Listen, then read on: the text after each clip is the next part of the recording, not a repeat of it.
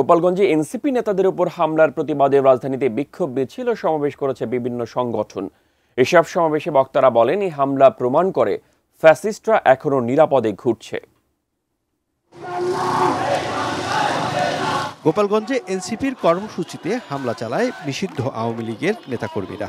এর প্রতিবাদে রাজধানী জুড়ে বুধবার বিকেল থেকেই বিক্ষোভ করে বিভিন্ন সংগঠন। সন্ধ্যায় এনসিপির প্রধান কার্যালয়ের সামনে থেকে মশাল মিছিল বের করে আশপাশের রাস্তা প্রদক্ষিণ করে দলটির নেতাকর্মীরা। অবিলম্বে জুলাই ঘোষণাপত্র ঘোষণা, 24 ঘন্টার মধ্যে গোপালগঞ্জে এনসিপির উপর হামলাকারীদের গ্রেপ্তার এবং পুলিশি ব্যবস্থাকে ঢেলে সাজানোর 3 দফা দাবি জানিয়েছে বৈষম্য বিরোধী ছাত্র আন্দোলন। স্বাস্থ্যকর অল টাইম ফ্যামিলি কেক, সব সময় অল টাইম হেলদি লাইফ। সন্ধ্যায় রাজধানীর শাহবাগে সংবাদ সম্মেলন করে এসব দাবি জানান সংগঠনটির সভাপতি রশিদুল ইসলাম রিফাত।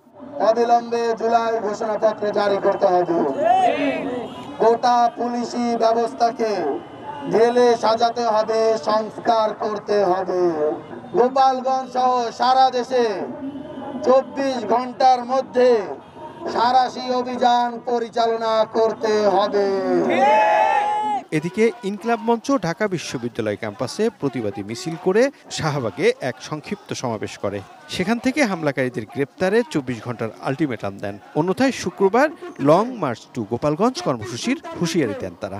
মাটির নিচ থেকে ওদেরকে ধৈর্য না, যদি বিচার করার উদ্যোগ গ্রহণ করা না হয়, সন্ত্রাসীদের অভয়ারণ্য গোপালগঞ্জকে যদি ছাপা করা না হয়, আগামী 24 ঘন্টা পর মানে আগামী পরশু শুক্রবার হাজারো ছাত্র জনতা নিয়ে গোপালগঞ্জকে স্বাধীন করার উদ্দেশ্যে লং মার্চ টু গোপালগঞ্জ ঘোষণা করছি। রবিউল ইসলাম রবি, এটিএন নিউজ, ঢাকা।